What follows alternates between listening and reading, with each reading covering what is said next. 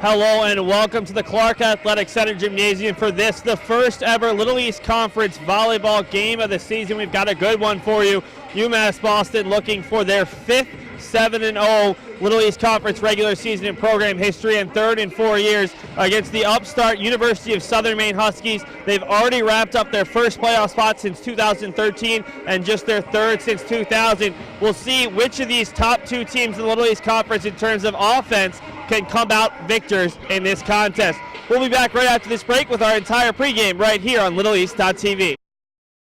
Elliott for Fida, another beautiful dig there by Williamson. Near side, McNally looking for the kill, denied by Glavin. Doyle gets a third chance, and this time she gets the kill. Ziska, the free ball across. Glavin for Baker. Murphy makes the Huskies pay. Kianko to Baker, out wide for Cohen, and a great dig by Garrett in there for Klimo.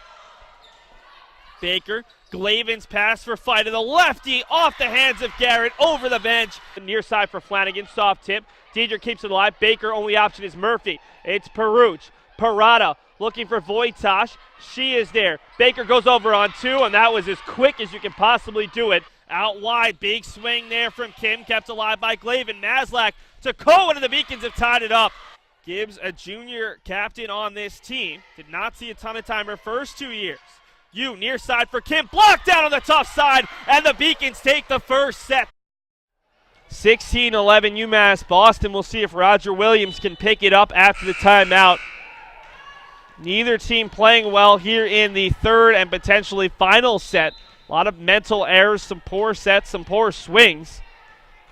Roger Williams hit negative 360 in that second set. I think both teams are hitting close to zero, if not in the negatives here in set three, as Kenningham has it blocked and then kicks it under the net, almost as a sign of frustration, but also just trying to keep it alive. Kenningham trying to take advantage of getting some extended time in this match. Came in late in the second set, has played most of the third. Baker's had a nice little service run. Battis just barely able to get that one up. Kenningham through the block. Glavin's had a nice match. Murphy is blocked. Glavin puts it across to the opposing libero, Battis. From the back line, it's a strong swing from Boyer, kept alive.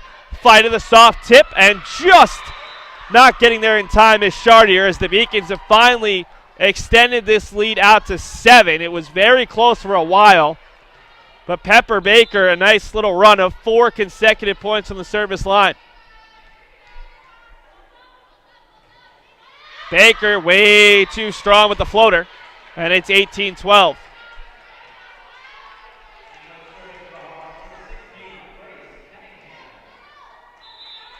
Kenningham stands at 5'10" out of Houston, Texas.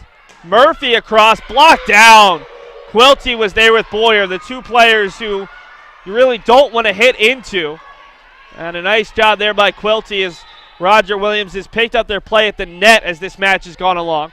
No blocks in the first set, more and more here in the second and third. Maslak off the block and down. And the Beacons get a side out with Kianko checking in for Melanie Fida.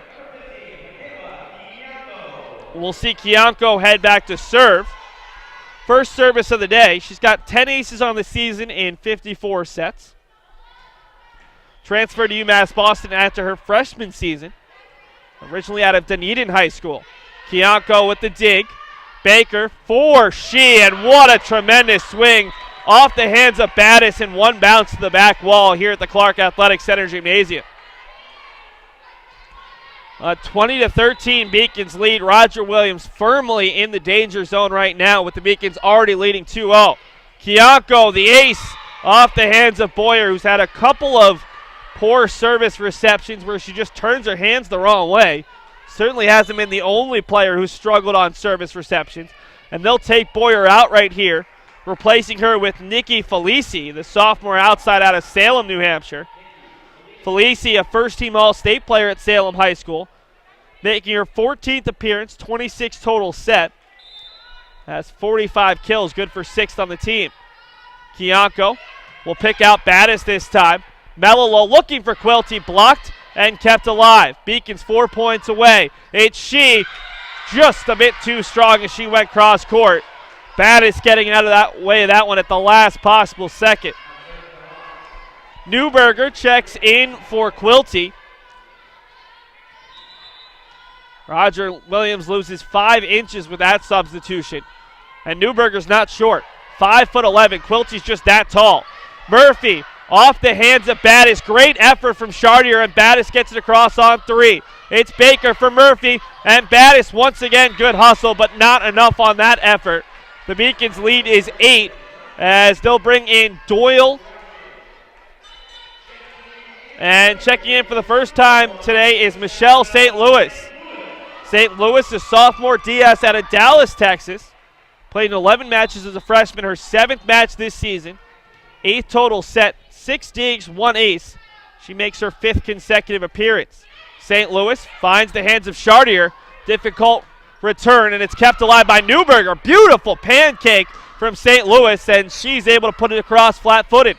Melilo goes over for a 4th time on 2, and the Beacons get the point on the lift. 23-14, St. Louis a chance to serve out the match as the Beacons look to win a 3rd consecutive set by potentially a 10-point margin or more. Chartier over for Kenningham, kept alive by Kianko, very tight to the net, over the net there, and it'll fall on the Beacons side. So Roger Williams has reached the 15-point mark for a 3rd consecutive set. Glavin checks in for St. Louis. And it'll be Melilo to the service line. She's had a nice little match. Very aggressive offensively. Looking for some kills. And Roger Williams, for the 3rd time in this set alone, is called for being out of rotation.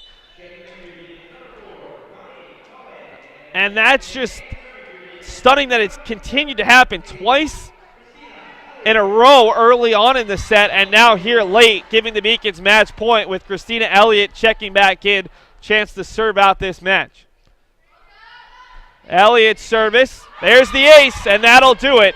Taking advantage that time of Nikki Felici, and the Beacons win in straight sets, 25-15, 25-15, 25-15. And Elliott ready to go. The Beacons ready to go. Keene State taking their time, taking the full minute plus on this timeout.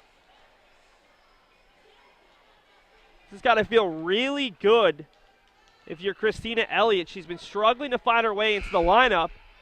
And the longer she makes these service runs, if Keene State can actually return it, then the more she gets to show off her skills as a setter in addition to her serving abilities. Elliott's service off the top, and it falls. That's when you know things are going well for you.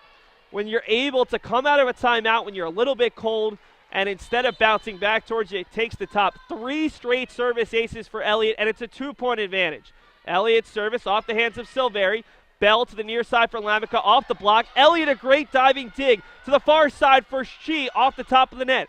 Bell is there, the set to the back side. 2 players go for it. Murphy keeps it alive. Elliott far side for Shi, kept alive by Steinberg. Murphy punches over on 2. It's Bell, back set for Bright, kept alive. Glavin over to Elliott, looking for Baker from the back line. Great diving play by Bunker. The best point of the day thus far. It's Murphy's soft tip, and it's the Beacons' point. A great diving effort by Christina Elliott kept that point alive. Riley Bunker deserves credit as well. But Christina Elliott might be the player of the match today despite barely playing. Elliott's service, this time she goes soft. Easy play for Silveri. Michael, and it's blocked, and Glavin can't keep it alive. But just as she's done all day long, Christina Elliott enters the match with it being close, maybe even trailing. She exits with the Beacons having a lead, as the Beacons will try to hold on here for Elliott, with Diedrich checking back in. Back on the service line, I believe it's Alexis Michael. Michael, one of the senior co-captains on this team. Diedrich the reception. Baker, far side for Eileen Shee. Off the block and right in front of Bob Wiener, and he can't be happy about that. The Beacons 2 points away from a 3-0 sweep of their arch rivals. Julia Murphy back well behind the service line this time, the junior out of Canton, Massachusetts, as it's Michael near side for Kazazian. Murphy keeps it alive. Baker looking for She. She soft tap. Easy play for Silveri. Michael near side for Lamica. Through the block And the dig goes off the hands of Diedrich, off the face of Murphy. And it's back to a 2-point deficit as Lamick will head back there. Beacons have 2 players from the city of Canton.